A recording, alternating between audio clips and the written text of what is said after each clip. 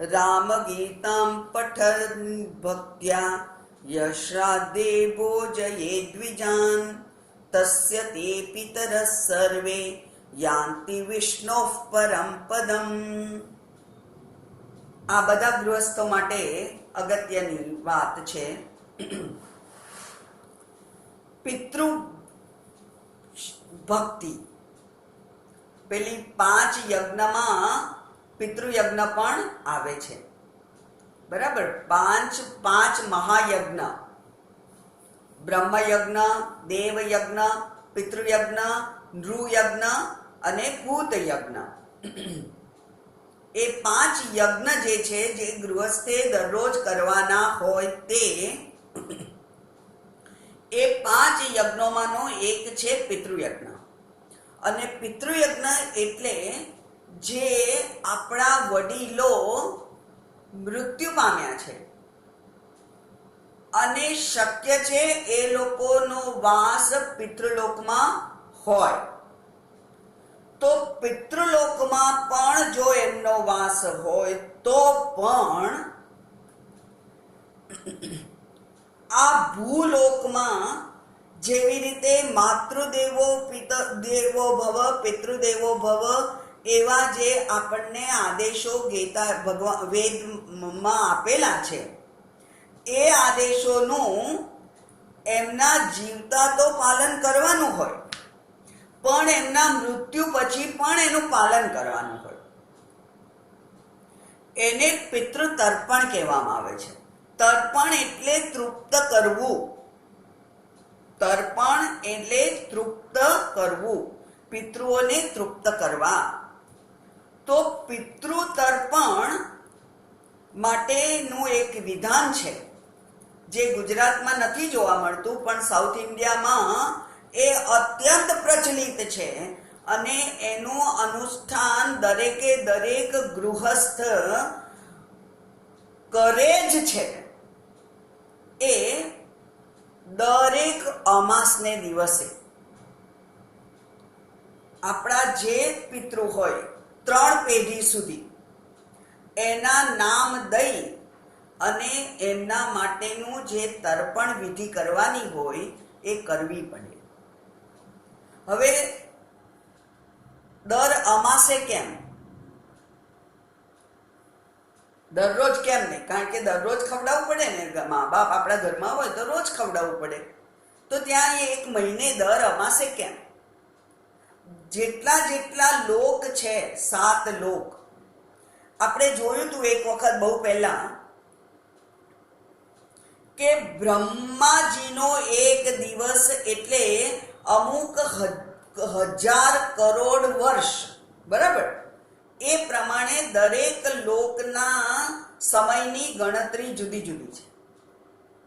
અને પિતૃલોકની અને ભૂલોક, આપણો લોક, એ બંનેની ગણતરી, પિતૃલોકનો એક દિવસ એટલે આપણા 30 દિવસ છે. આપણા 30 દિવસ એટલે પિતૃલોકનો એક દિવસ. અને એટલે આપણે દર અમાસ નક્કી કરી તો દરેક અમાસે જ્યારે આપણે તર્પણ કરી અને પિતૃઓને કંઈક ભોજન આપીએ ત્યારે એમને તો રોજ મળે છે. એમની ગણતરી પ્રમાણે એમને તો દરરોજ મળે છે. આને પિતૃ તર્પણ કહેવાય છે. એટલે આ નૈમિત્તિક કર્મ છે. નિમિત્ત આવે ત્યારે કરવાનું કર્મ એ નૈમિત્તિક કર્મ. નિત્ય કર્મ દરરોજ આપણે જે પૂજા પાઠ વગેરે કરીએ છીએ એ નિત્ય કર્મ, અને આ નૈમિત્તિક કર્મ. નિત્ય નૈમિત્તિક કર્મ દરેક ગૃહસ્થે કરવાના જ હોય અને એ પાપના ક્ષય માટે છે. એનાથી પુણ્ય નથી અર્જિત થતું. રોજ પૂજા કરીએ, આપણે દીવો કરીએ એટલે પુણ્ય નથી થતું, પાપ ક્ષય થાય છે. એટલે આપણે માનતા હોઈએ કે કબૂતરને પાણી આપીએ કે કબૂતરને દાણા નાખીએ એટલે આપણે પુણ્ય કરીએ છીએ. આપણે પુણ્ય નથી કરતા, ત્યારે પાપનો ક્ષય થાય છે. ત્યાં નિત્ય નૈમિત્તિક કર્મ એ પાપ ક્ષય માટે છે. એવી જ રીતે આ નિત્ય નૈમિત્તિકમાં નૈમિત્તિક એટલે તર્પણ આવે, અને એમાં તર્પણ આવે અને પછી વર્ષે એક વખત શ્રાદ્ધ આવે. તો અહીંયા એનું મહાત્મ્ય બતાવ્યું છે. રામ ગીતામ ભક્ત્યા પઠન, રામ ગીતાનું જે ભક્તિપૂર્વક પઠન કરે. ક્યારે? શ્રાદ્ધે ભોજયે દ્વિજાન, શ્રાદ્ધના દિવસે બ્રાહ્મણોને જ્યારે ભોજન આપતા હોય ત્યારે જે રામ ગીતાનું પઠન કરે, તસ્ય પિતરઃ, એના પિતૃઓ કયા? તે જે પુત્રલોકમાં છે તે સર્વે યાંતિ, એ બધા જ ને પામે છે. શું પામે છે? વિષ્ણોહો પરમ પદમ, એ લોકો વિષ્ણુના પદને પામે છે, એટલે કે એમની મુક્તિ થાય છે. પિતૃલોકમાં જે લોકો હોય એમને વિષ્ણુનું પદ એટલે કે મુક્તિ પ્રાપ્ત થાય છે. એટલે શ્રાદ્ધના દિવસે બ્રાહ્મણોને ભોજન કરાવતી વખતે જે રામ ગીતાનો પાઠ કરે છે એના પિતૃઓની મુક્તિ થાય છે. આગળ, એકાદશ્યામ નિરાહારો નિયતો દ્વાદશી દિને સ્થિત્વા ગત્સ્યતરોર્મૂલે રામ ગીતામ પઠેત્તુ યઃ સ એવ રાઘવઃ સાક્ષાત સર્વદેવૈશ્ચ પૂજ્યતે. એકાદશ્યામ નિરાહારઃ, એકાદશીને દિવસે નિરાહાર રહ્યો હોય. બરાબર?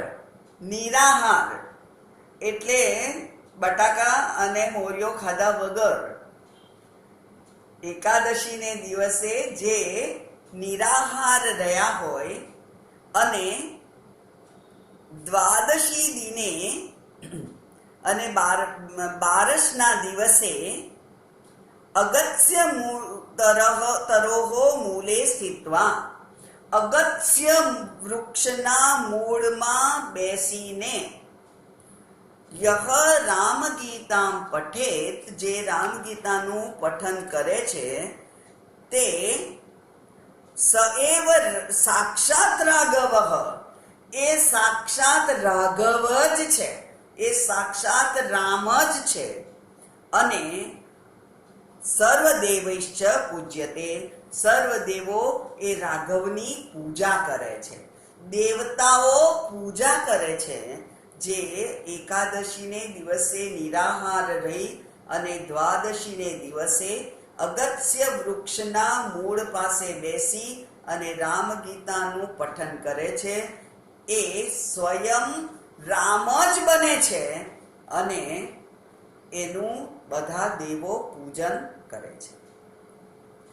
આ અગત્ય વૃક્ષની વાત મેં બહુ બધી જગ્યાએ શોધી.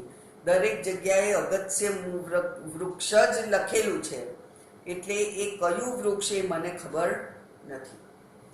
એની મેં જોયું તો ખરું, પણ એની સ્પષ્ટતા કોઈ ડિક્શનરીમાંથી કે કોઈ ગૂગલમાંથી મળી નહીં. એટલે અગત્ય નામનું કોઈ વૃક્ષ છે. આગળ,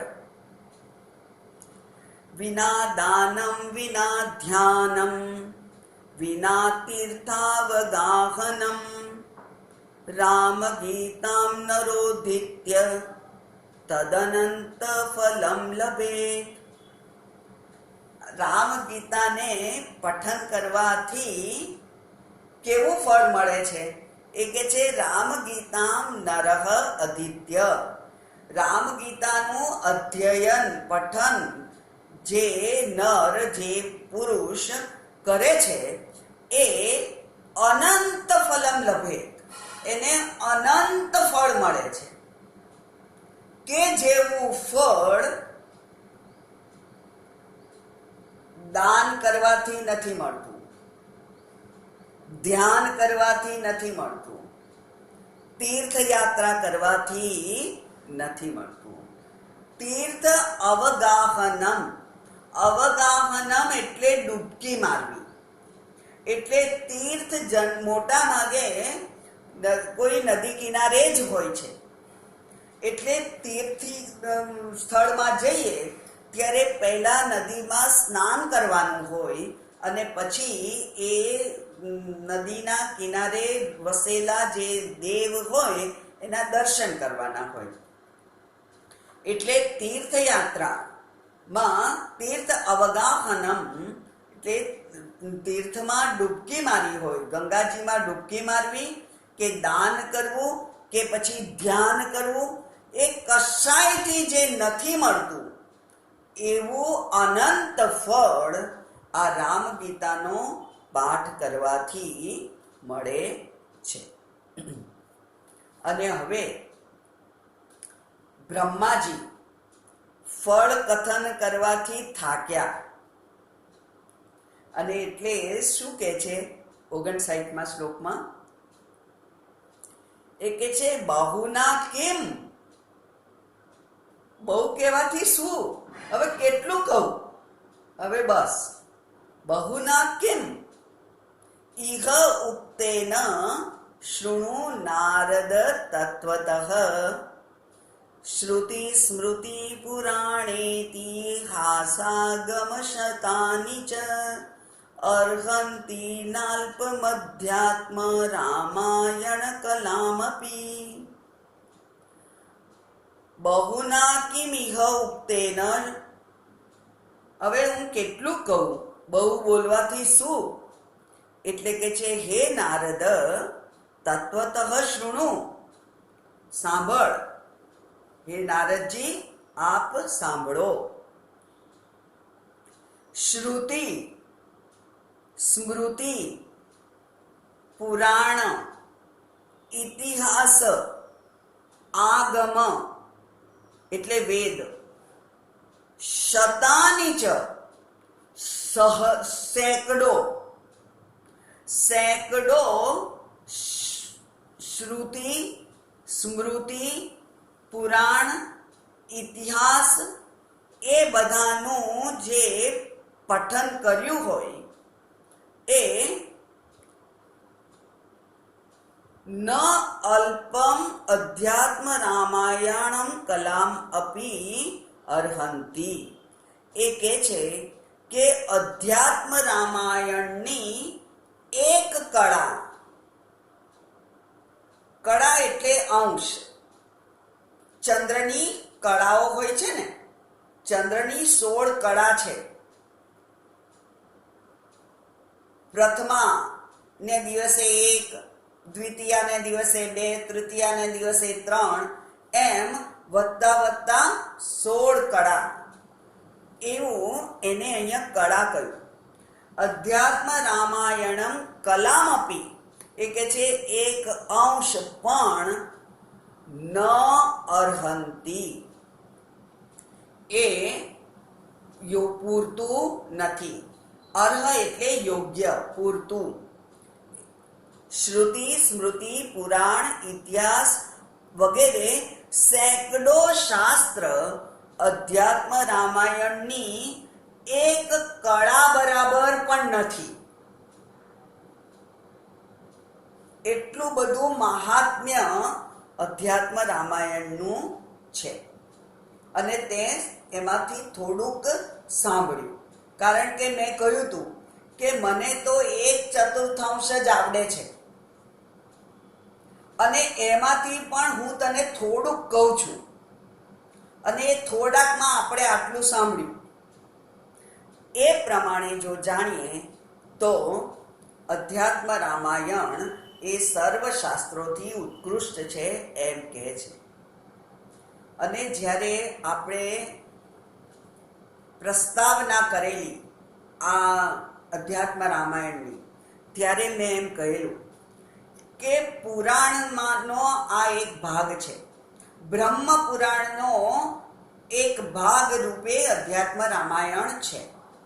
અને પુરાણોની એ વિશિષ્ટતા છે કે એ પુરાણો જે દેવતાનું પુરાણ હોય એને જ સર્વશ્રેષ્ઠ કહે અને એ જ પદ સર્વોચ્ચ કહેવાય.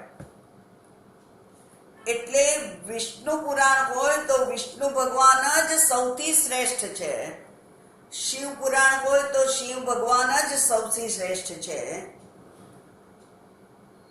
એ દેવી ભાગવત હોય તો દેવી જ સૌથી શ્રેષ્ઠ છે, એવું કહેવાની પરંપરા છે. એટલે જે તે ભક્ત પોતાના ઈષ્ટદેવનું પુરાણ વાંચતા હોય ત્યારે પોતાના ઈષ્ટદેવ જ સર્વશ્રેષ્ઠ છે એવું જ્યારે એ પુરાણમાં વાંચે ત્યારે એની ભક્તિ, એનો ભાવ, એની શ્રદ્ધા અનેક ગણી વધી જાય છે. અને ભક્તિ ભાવ અને શ્રદ્ધા વધે તો આપણને ફળ પણ આપણી શ્રદ્ધા પ્રમાણે જ મળે છે, એવું પણ આપણે એક શ્લોક જોયેલો. એટલે અહીંયા એને અર્થવાદ કહેવાય છે. એને શાસ્ત્રમાં એના માટે શબ્દ છે અર્થવાદ. અર્થવાદ એટલે જે તે શાસ્ત્રનું અધ્યયન ચાલતું હોય તે શાસ્ત્ર જ શ્રેષ્ઠ છે એવી કહેવાની જે પદ્ધતિ છે એને અર્થવાદ કહેવાય. અને એ અર્થવાદને પ્રમાણે આ વાક્ય, આ શ્લોકને આપણે જાણવો જોઈએ કે એ એમ કહે છે કે વેદોના કરતા પણ આ શ્રેષ્ઠ છે. તો આપણે એમ તો જાણીએ છીએ કે વેદોના તત્વને રૂપે અધ્યાત્મ રામાયણ છે. એટલે જે કંઈ અહીંયા તત્વ છે, જે કંઈ અહીંયા નવનીત છે, જે કંઈ અગત્યનું ઉપદેશ અહીંયા ભેગો કરેલો છે એ તો વેદમાં જ છે, વેદમાંથી જ લીધેલો છે. એટલે જ્યારે જ્યારે અધ્યાત્મ રામાયણના શ્લોકો આપણે જોઈશું ત્યારે કેટલાક ઉપનિષદોના મંત્રોને આપણે ઉદ્ધૃત કરવા પડશે. ભગવદ્ ગીતાના અને ભાગવતના એવા કેટલાક શ્લોકોને આપણે ઉદ્ધૃત કરવા પડશે. એટલે ભગવદ્ ગીતા, ભાગવત પુરાણ જેને કહેવાય એ, અને ઉપનિષદ એટલે શ્રુતિ અથવા આગમ એ જે કહેવાય એ બધાના અર્ક રૂપે આ છે. એટલે એ બધામાં તો એ છે જ, પણ અહીંયા આપણને કોન્સન્ટ્રેટેડ ફોર્મમાં મળ્યું છે. અહીંયા તત્વ રૂપે આપણને પ્રાપ્ત થયું છે, એ વિશેષતા કહી શકાય.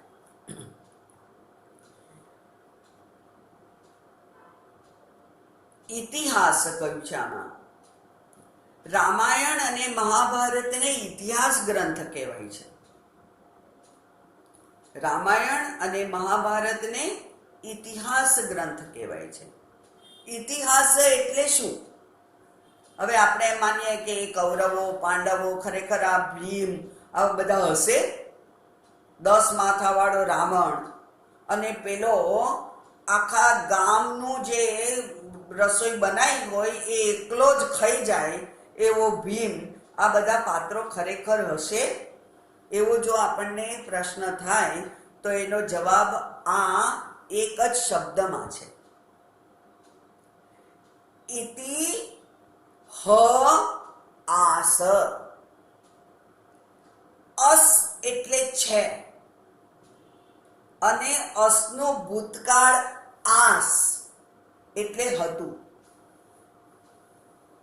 આસ એટલે હતું, ભૂતકાળનું ક્રિયાપદ છે. ઇતિ એટલે આ પ્રમાણે અને હ એટલે ખરેખર. ખરેખર આ પ્રમાણે જ હતું એવું કહેવાયું છે, એનું નામ છે ઇતિહાસ. અને આપણે તો કેવા છીએ? આપણને ભીમ હશે કે નહીં, કુંભકર્ણ હશે કે નહીં, એને માટે શંકા થાય.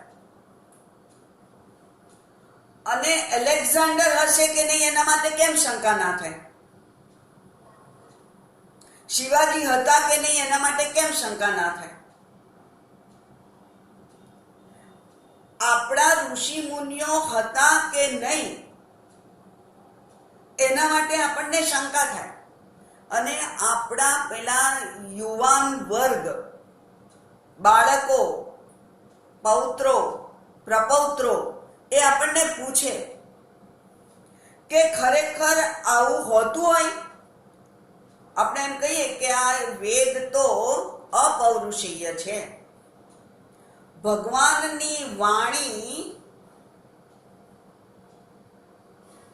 ઋષિઓએ એમના ધ્યાનાવસ્થામાં સાંભળી અને પોતે સાંભળી એને યથાતથ જેવી હતી એવી જ એમને યાદ રહી ગઈ અને એમણે યાદ રાખી અને એમના શિષ્યોને આપી, એમણે એમના શિષ્યોને આપી, એમણે એમના શિષ્યોને આપી, એમ વંશ પરંપરાથી મળતી આવતી જે વિદ્યા છે એ વિદ્યા અત્યારે આપણને આ જે પ્રિન્ટેડ વેદ છે એ રૂપે મળેલી છે. એવું જો આપણે કહીએ તો એ યુવાનો આપણી સાથે આર્ગ્યુમેન્ટ કરશે કે કોણે કહ્યું કે બધા હતા? ગૌતમ ઋષિ હતા, અત્રિ ઋષિ હતા, કોણે કહ્યું આ બધા હતા? શું પ્રૂફ? તો એમને પૂછવું પડે કે આ મોગલ બાદશાહો બધા, આટલા બધા જેણે આપણને ગુલામ બનાયા, એ બધા હતા કે નહીં કોને ખબર? શું ખાતરી? અને મોહમ્મદ પૈગંબર હતા કે નહીં એની શું ખાતરી? જીસસ ક્રાઇસ્ટ હતા કે નહીં એની શું ખાતરી? કારણ કે કહેવાય જ છે કે કોઈ જગ્યાએ એમણે સહી કરી નથી. એ પ્રમાણે આપણે આપણા જ યુવાનોને જ્યારે સમજાવવું હોય ત્યારે આપણને ખૂબ તકલીફ પડે છે. તમને નહીં, મને પણ, કે આ બધા હતા કે નહીં. કારણ કે એમની વાતો ખરેખર આપણી બુદ્ધિમાં, આ ટૂંકી બુદ્ધિમાં ઉતરે એવી છે જ નહીં. એટલે એવી અત્યંત કુશાગ્ર બુદ્ધિ વાળા એ સંતો, એ ઋષિઓ, મુનિઓ હશે કે નહીં એની પૃચ્છા થાય છે. એના પ્રશ્નો આપણને લોકો પૂછે છે અને આપણે એનો જવાબ આપવો પડે છે. અને એટલા જ માટે આ શબ્દ મેં અહીંયા આજે સમજાયો કે ઇતિ હ આસ, ખરેખર આ પ્રમાણે હતું. એમાં જે કહેવાયું છે એ હતું જ, એમાં કોઈ શંકા નથી. કોણે કહ્યું કૃષ્ણ હતા? કોણે કહ્યું રામ હતા? બધા ઘણા પ્રશ્નો હોય છે. અને એ રામાયણ અને મહાભારત બંને ઇતિહાસ ગ્રંથો છે.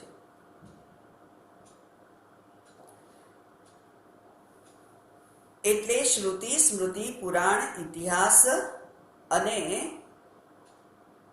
આગમ. આગમ શાસ્ત્ર એટલે આગમ એટલે વેદનું જ બીજું નામ છે. એ આગમ શતાની, સેંકડો આગમ શાસ્ત્રને પણ આ અધ્યાત્મ રામાયણ એમની એક કલા પણ, અધ્યાત્મ રામાયણની એક કલા બરાબર પણ 100 નથી. એટલે this one is equal to hundreds of shruti, smriti, purana વગેરે. તો એ તો બહુ અઘરું છે, પણ છતાંય અર્થ છે એ માનવું પડે. એટલે કે શાસ્ત્રના નિચોડ રૂપ અધ્યાત્મ રામાયણ આપણી પાસે અત્યારે પ્રસ્તુત થયેલું છે. અને છેલ્લો શ્લોક, અધ્યાત્મ રામચરિતસ્ય મુનીશ્વરાય માહાત્મ્યમેતદુદિતં કમલાસનેન યશ્રદ્ધયા પઠતિ વા શૃણુયાત સમર્થ્યઃ પ્રાપ્નોતિ વિષ્ણુ પદવીમ સૂરપૂજ્યમાનઃ.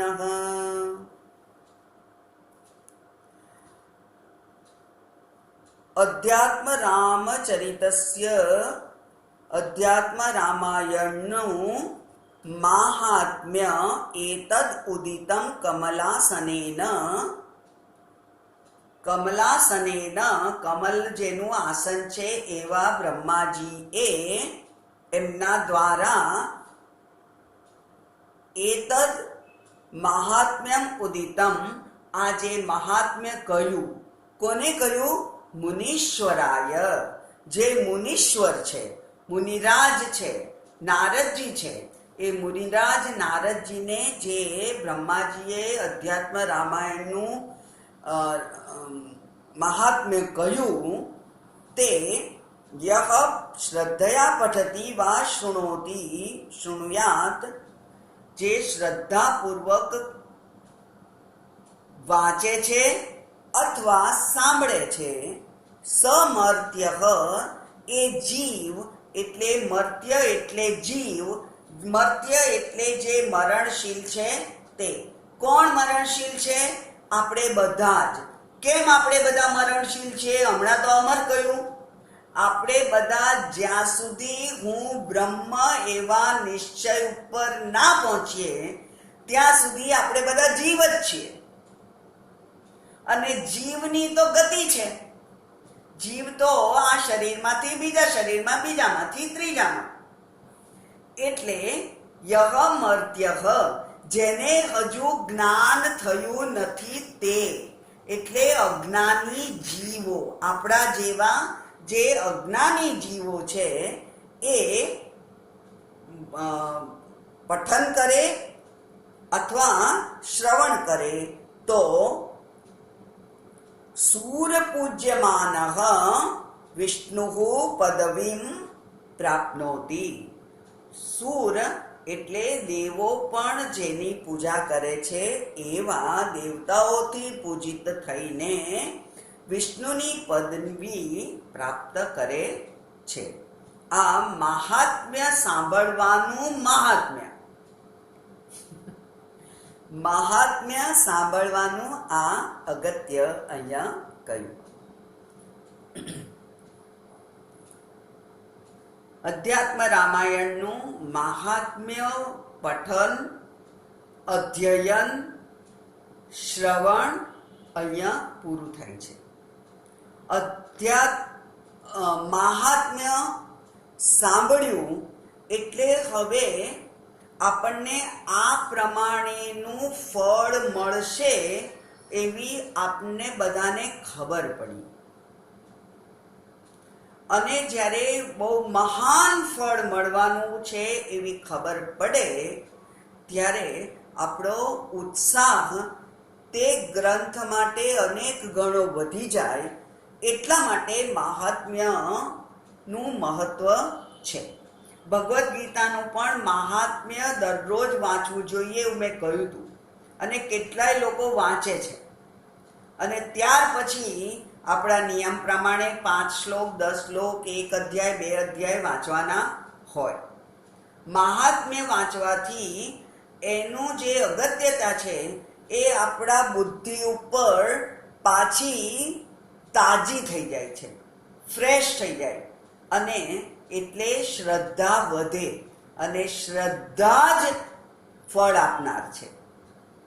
એટલે આપણી શ્રદ્ધા વધારવા માટેનું જે કામ શાસ્ત્રમાં પરંપરાથી કરવામાં આવે છે એ આ પ્રમાણે છે.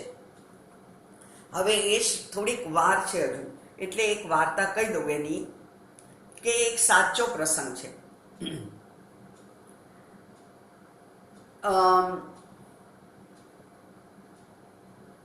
કોઈ એક ગૃહસ્થ હતા, બેન હતા. એમનો દીકરો ખૂબ દારૂ પીતો અને બેન બહુ વ્યથિત હતા કે એ પેલા વ્યસનમાં હવે ચકચૂર થઈ ગયેલો. બહુ વ્યથિત હતા બેન. અને કોઈકે એમને એવો ઉપાય સુઝાડ્યો કે તમે એ જ્યાં સૂઈ ગયો હોય ત્યાં એ રૂમમાં એના નજીક બેસી અને ભાગવતનું પારાયણ કરો. ભાગવત અત્યંત પવિત્ર ગ્રંથ છે. એ ભાગવતનું તમે પારાયણ કરો. અને એ બેને એમ કર્યું અને એ ભાગવતના પારાયણની અસર એ જે સૂતેલો એવો વ્યસની એના મન ઉપર થઈ અને કોઈક ચમત્કાર થયો અને એ ભાઈ વ્યસનમાંથી મુક્ત થઈ શક્યા. માતા પિતાને તો કેટલી બધી રાહત, એ વ્યક્તિને તો ખરી જ, પણ એના માતા પિતાને પણ જે વ્યથા હોય એ વ્યથામાંથી મુક્તિ મળી. આ સત્ય ઘટના છે. આ એક મહાત્માએ કહેલી ઘટના છે. અને મહાત્મા જ્યારે કોઈક વખત આવું કોઈક ઉપાય આપણને આપે, સુઝાવે, ત્યારે એમાં માત્ર આપણી શ્રદ્ધા અને આપણી જ ભક્તિ કામ નથી કરતી, એ મહાત્માની પણ શ્રદ્ધા અને ભક્તિ ત્યાં કામ કરતા હોય છે. એટલા માટે લોકો ગુરુ મંત્ર લે છે. ઓમ નમઃ શિવાય, ઓમ નમઃ શિવાય તમે જાતે જાતે બોલો તો પણ તમને એનો લાભ તો મળે જ. પણ જ્યારે ગુરુજીએ આપણને મંત્ર આપ્યો હોય, જેને મંત્ર દીક્ષા કહેવામાં આવે છે શાસ્ત્રમાં, એ મંત્ર દીક્ષા લીધી હોય ત્યારે એ મંત્ર ગુરુજી દ્વારા સિદ્ધ થયેલો હોય અને એ મંત્ર આપણને આપે અને એ મંત્રનો જાપ આપણે કરીએ તો એનું ફળ અનેક ગણું હોય છે. એ આ મહાત્મ્યનું અગત્ય છે. ઇતિ શ્રી બ્રહ્માંડ પુરાણે ઉત્તરખંડે અધ્યાત્મ રામાયણ માહાત્મ્યમ સંપૂર્ણમ. ઓમ તત્સત. સર્વં બ્રહ્માર્પણમસ્તુ.